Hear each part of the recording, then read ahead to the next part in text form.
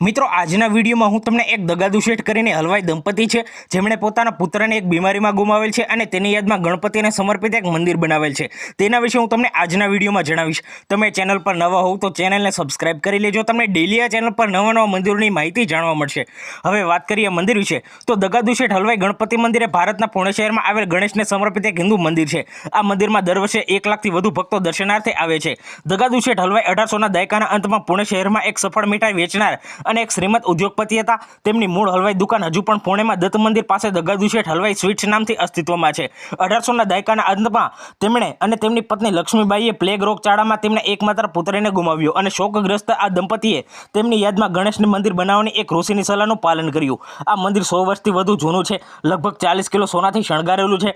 આ મંદિર શહેરના મધ્યમાં આવેલું છે અને અહીં ટ્રસ્ટ દ્વારા સંગીત સમારોહ, ભજન અને અથર્વ શીર્ષ પાઠ જેવી વિવિધ સાંસ્કૃતિક પ્રવૃત્તિઓનું આયોજન કરવામાં આવે છે।